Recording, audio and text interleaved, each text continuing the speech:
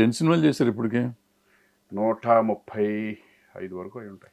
ఈ సినిమాల్లో బయట మార్కెట్లో అనుకుంటూ ఉంటారు కదా, సినిమా హీరోలు అంతా హీరోయిన్లు వాళ్ళకి అఫైర్లు ఉంటాయి అంటారు. మీ పెళ్లికి ముందు మీకు ఎంతమంది అఫైర్ ఉంది? మీకు తెలీదా? నాకు హీరో తెలీదు. చేసింది మీరే కదా, చెప్పండి. మీరే చెప్పండి. నాకు తెలీదు. అంటే మీ దృష్టికి ఏమైనా వచ్చినాయని చెప్పండి. నా దృష్టికి అప్పుడు వచ్చాయి. నువ్వు మంచోడు అయినా నేను అనుకున్నా, కానీ బయట అనుకుంటూ ఉంటారు ఏంటని. వెయిట్ సంబంధం లేదు. ఇప్పుడు పేపర్లో అట్లా రాసి నీ ఊరిని అనుకుంటే మేము మొన్న రాసి నేను ఏదో ఒక ఫంక్షన్కి వెళ్తే కొడతాను నిన్ను వెనకాల నుంచి కొడతాను ఎందుకు?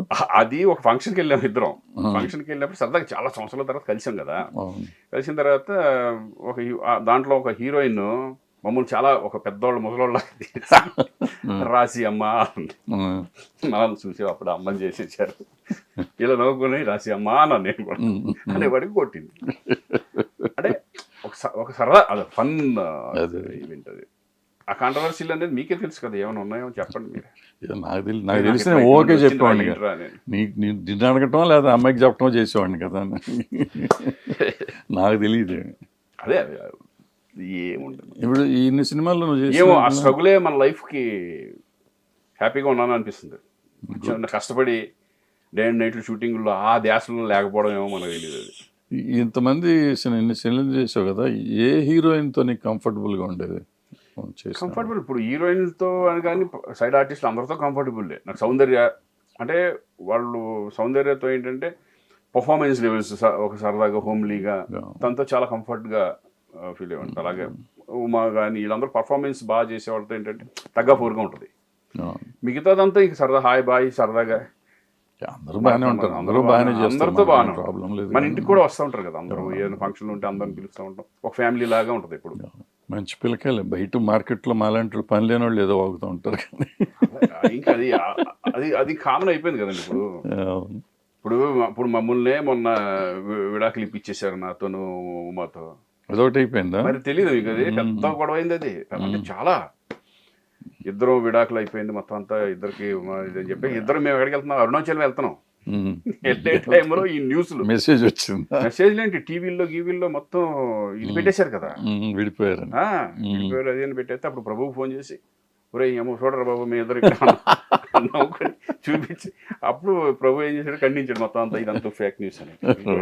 ఇటువంటివన్నీ ఇంకా వస్తా ఉన్నాయి. ఇంకా ఇప్పుడు మొత్తం అన్ని భాషల్లో చేస్తున్నట్టున్నావు. ఈ మలయాళం నీకు కన్నడం నీకు వచ్చు కాబట్టి అక్కడే వచ్చావు కాబట్టి తమిళ్ మేనేజ్ చేస్తా. తమిళ్ ఎట్లా మేనేజ్ చేస్తావు? తమిళ్ అక్కడ ఉన్నాను కదా, 2 years ఉన్నాను. ప్లస్ ఇంకోటి అంటే ఇంట్లో ఉమా వాళ్ళు మదరు ఫాదరు వీళ్ళు వచ్చినాక తమిళ్ నేర్చుకున్నావు. ఫ్లూయెంట్ రాకపోయినా ఐ కెన్ మేనేజ్ కొంచెంగా. ఇది మరి మలయాళం అట్ట నోరు తిరుగుతుంది. మలయాళం ప్రాంప్టింగే అయినా కానీ తిరగాలి కదా. అంటే దాంట్లో ఏంటంటే లక్కీగా ఏంటంటే తమిళ్ డైలాగులు మిక్స్ అయి ఉంటుంది. తమిళ్ లాగా పెట్టారంట, అంటే ఆ భాష తెలిసింది. దాంతో కొంచెం సేవ్ అయ్యాం. కానీ మలయాళం చాలా కష్టం. టంగ్ ట్విస్టర్ అది ఏదో ఉంటుంది. అది అవి మనకు అసలు రావు. వాళ్ళు బాగా మాడతారు కానీ మనం నేర్చుకోలేదు అది. కానీ ఏదన్నా సరే ప్రాంప్టింగ్ ఉంటే ఈజీగా చెప్పేయచ్చు. నాకు ప్రాంప్టింగ్ బాగా అలవాటు కాబట్టి ఏ లాంగ్వేజ్ అయినా మనకు అది భయం ఉండదు.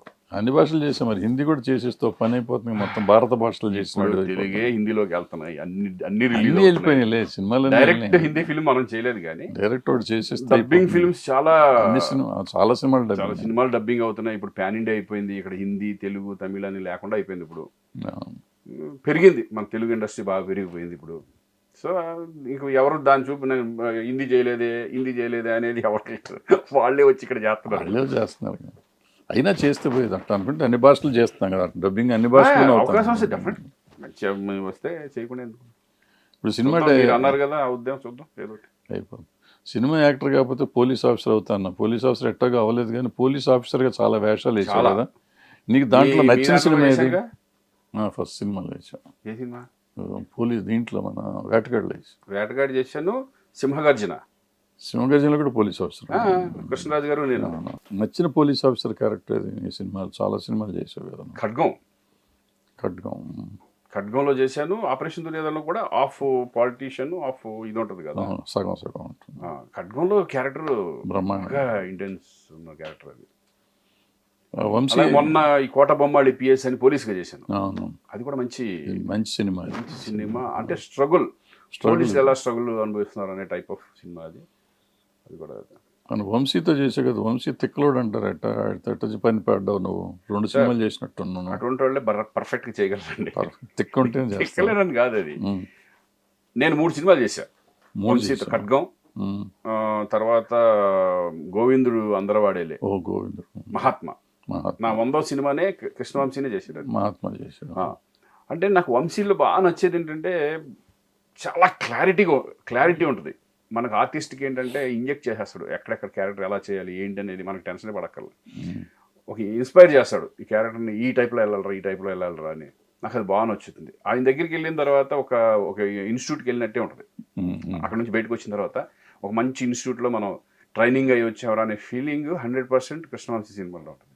నేను ఎప్పుడు తిక్కలేడు అనుకోను. నేను అప్పుడప్పుడు అది ఉన్నా కూడా అది బెటరే.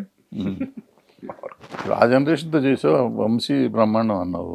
ఇప్పుడు ఈ జనరేషన్ కొత్త వాళ్ళతో చాలా మందితో చేస్తున్నావు, కొత్త అదర్ లాంగ్వేజెస్ కూడా చేస్తున్నావు కదా. ఇవాళ డైరెక్టర్స్లో నీకు కంఫర్ట్ కాదు అంటే ఇప్పుడు అట్లా చేసినాడు. ఇప్పుడు మనకు పేరు ఉన్నప్పుడు పెద్ద డైరెక్టర్స్ రాజమౌళి గారితో వాళ్ళతో ఎవరితో నేను చేయలేదు, ఇంకా చేయలేదు. బట్ వాళ్ళ సినిమా లెవెల్స్ని ఇప్పుడున్న యంగ్ జనరేషన్, ఇప్పుడున్న డైరెక్టర్స్, అప్పుడున్న డైరెక్టర్స్ మనం ఎప్పుడూ ఉండేది ఫస్ట్ నుంచి కూడా డైరెక్టర్స్ అనేది. దాశనారాయణ గారిని తీసుకున్నా, రాఘవేంద్ర గారిని తీసుకున్నా, ఆ రేంజ్లో వాళ్ళ ఇది హైలోనే ఉండేవి. ఎప్పుడు కూడా డైరెక్టర్స్ హైలో ఉండేవాళ్ళు. తర్వాత బాపు గారు, విశ్వనాథ్ గారు, వాళ్ళదొక సపరేట్ ట్రెండ్. అలాగే ఇప్పుడున్న రాజమౌళి గారు కానీ, త్రివిక్రమ్ గారు కానీ, వీళ్ళందరూ ఇప్పుడు సుకుమార్ కానీ, వీళ్ళ స్టైల్ ఆఫ్ మేకింగ్ చేంజ్ అయిపోయి ఇంటర్నేషనల్ లెవెల్కి వెళ్ళిపోయింది సినిమా. నిజంగా ఇప్పుడు చేయడమే, ఇంత ఆడియన్స్ని మెప్పించడం అనేది ఈ టైంలో చాలా కష్టం. ఎందుకంటున్నానంటే ఇప్పుడు నెట్ఫ్లిక్స్లని, అమెజాన్లని, ఇంటర్నేషనల్ అన్నీ మన చేతి కింద వచ్చేసి మన ఇంట్లో కూర్చొని చూసేస్తున్నాం. ఎంత ఇక్కడ తీసినా కూడా ఆనవయ్యి. అందుకేంటంటే వీళ్ళు ఖర్చు కూడా అలాగే పెరుగుతుంది 100%. బట్ ఇప్పుడున్న డైరెక్టర్స్ కత్తిమే స్వామి లాంటిదే.